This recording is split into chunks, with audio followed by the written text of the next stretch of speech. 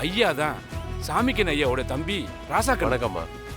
ஆ, ஐயா ஊர்ல இல்லாதனால இவரு தான் அந்த பூஜையை பொறுப்பா நடத்துறாரு. ம். ரொம்ப சந்தோஷம். நாங்களாம் வர கொஞ்சம் லேட் ஆயிடுச்சு. எங்களுக்காக தானே இன்னும் மூல பூஜை ஆரம்பிக்காம இருக்கீங்க. ஆரம்பிச்சிடலாமா?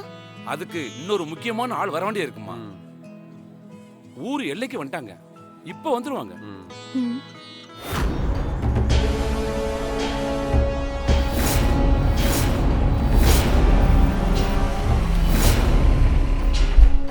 அடிங்க மேலத்தை போங்க பாண்டியன்.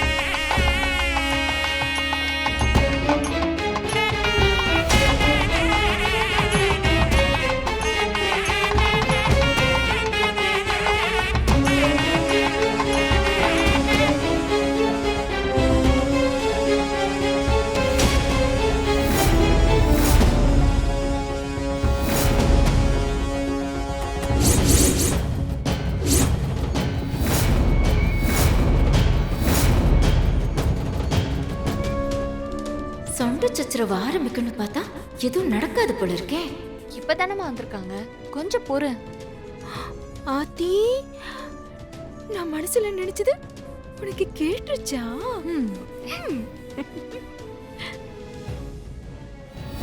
ராஜேஸ்வரி இங்க எப்படி வந்தாங்க?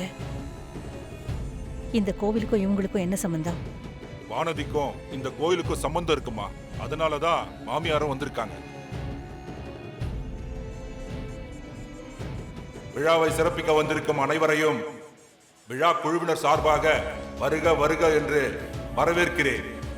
நீண்ட வருடங்களுக்கு பிறகு நமது மண்ணில் காலடி எடுத்து வைத்திருக்கும் கிருஷ்ணவேணி அம்மாவுக்கு பிரபல தொழில் அதிபரான ராஜராஜேஸ்வரி அம்மா அவர்கள் மாலை அணிவித்து மரியாதை செலுத்துவார்கள். அந்த மாலை எடுங்க.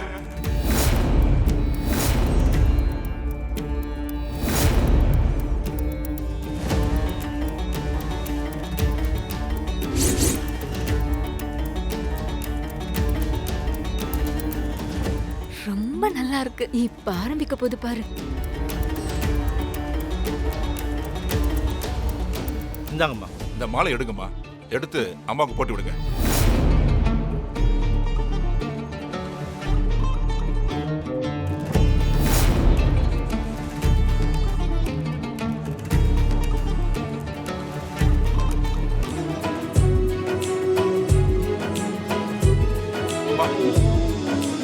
உச்சிக்கால பூஜை ஆரம்பிக்கிறதுக்கு கொஞ்சம் நேரமாகும்.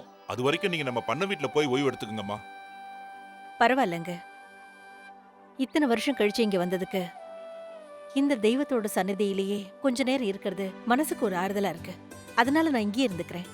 ஏதாவது தேவைன்னா நாங்களே வந்து கேக்குறோம். சரிங்கம்மா. திருவிழாக்கு டொனேஷன் மட்டும் கொடுத்துட்டு எங்க நீங்க வராம இருந்துருவீங்களோன்னு பயந்துட்டே இருந்தம்மா. நாங்க கூப்பிட்டதை மதிச்சு நீங்க இங்க வந்தது எங்க எல்லோருக்கும் ரொம்ப சந்தோஷமா. ஆ,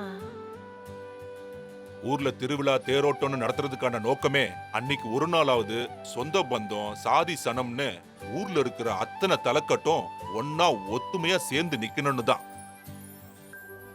எனக்கு தெரிஞ்சு ஒரு 25 வருஷமா இதுல விடுபட்டு போனது உங்க தலைக்கட்டு மட்டும்தான். மொத்த ஊரும் நம்ம குலசாமி முன்னாடி கூடி நிக்கிறப்ப உங்க குடும்பம் அங்க இல்லாதது எங்களுக்கு ஒரு குறையாவே இருந்துச்சுமா.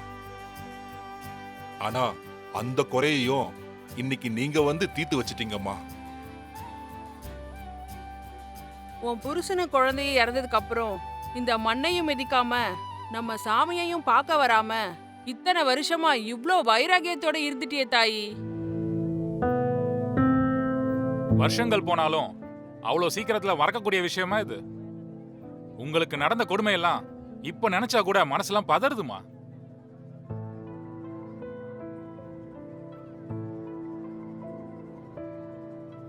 உங்க புருஷன் இறந்த கொஞ்ச நாள்லயே ஆஸ்பத்திரியில உங்க குழந்தை இறந்தே பிறந்துருச்சு. அந்த சோகத்தை தாங்கிக்க முடியாம 2 வாரத்துக்கு மேல நீங்களும் ஆஸ்பத்திரியில சுயநினைவே இல்லாம இருந்தீங்க. உங்க குழந்தைய கூட நான் அழகு கொஞ்சம் பேர் சேர்ந்துதான் நம்ம கோவிலுக்கு கிழக்கால தோப்புல போய் பகிச்சோம். இந்த ஊருக்கு வந்தா உங்க குழந்தையோட சமாதியை பார்க்க வேண்டியிருக்கும். அது மட்டும் இல்லாம அதை பத்தின ஞாபகங்கள் எதுவும் உங்களுக்கு வந்துடக்கூடாதுன்னு தான் இத்தனை வருஷமா இந்த ஊரை விட்டு ஒதுங்கி இருந்தீங்கன்னு நினைக்கிறேன். ஏய் இப்ப எதுக்கடி கக்கப்பக்கன்னு சிரிச்சிட்டு இருக்க? இல்ல நீ போட்டோ எடுக்கிற ஸ்டைல பார்த்தா இந்த வெட்டிங் போட்டோகிராஃபர் போல நீ திருவிழா போட்டோகிராஃபரா ஃபேமஸ் ஆயிருவ போல இருக்கேம்மா. என்னடி உன் அம்மா அங்க மறைஞ்சி இருந்து கிரைம் போட்டோகிராஃபர் மாதிரி போட்டோ எடுத்துக்கிட்டு இருக்க? அத பார்த்து உனக்கு கிண்டலா இருக்கா? பின்ன என்னம்மா? சரி எதுக்காக நீ அவங்கள இப்படி போட்டோ எடுக்கணும் சொல்லு. அடி ஆர்த்தி அடி முட்டாள். நீ என்னைக்கு உங்க அம்மாவோட சாணக்கியத்தனத்தை யூகிக்க முடியுதோ அன்னைக்குதான் நீ அமுதா புள்ள. மா சும்மா வளவளன்னு பேசாம எதுக்காக போட்டோ எடுத்தேன்னு சொல்ல. அடியே தொழில்ல இருதுருவமா இருக்கிற ராஜேஸ்வரியும் கிருஷ்ணவேணியும் ஒருத்தருக்கு ஒருத்தர் முறைச்சுக்கிட்டும் அடிச்சுக்கிட்டும் இருப்பாங்கன்னு இந்த உலகத்துக்கே தெரிஞ்ச விஷயம். அப்படி இருக்கும்போது அவங்க 2 பேரும் இங்க ஒரே இடத்துல இருந்தும் இப்படி அமைதி பூங்காவா இருக்காங்கன்னா அத நாம வேடிக்கை பார்த்துட்டு இருந்தா நம்ம முட்டாள்னு அர்த்தம். இவ்வளவு ஏன் இவங்க அமைதியா இருந்தா சாமிக்கு அடுக்காது.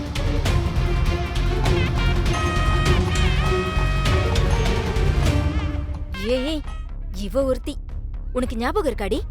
அந்த கிருஷ்ணவேணி நம்ம வீட்டுக்கு விருந்துக்கு வந்திருந்தாங்கல்ல? ஆமா. அப்பவே அவங்க போகும்போதே நான் என் மனசுக்குள்ள அந்த கிருஷ்ணவேணிக்கு பெருசா நான் ஒரு கெடுதல் பண்ணி அந்த பழிய தூக்கி உன் மாமியார் ராஜேஸ்வரி மேல போடணும்னு அந்த நல்ல நாள் தான் இன்னைக்கு வந்திருக்கு. மா நீ சொல்றத பார்த்தா ஏதோ பெருசா பிளான் பண்ணிருக்கேன்னு நினைக்கிறேன்.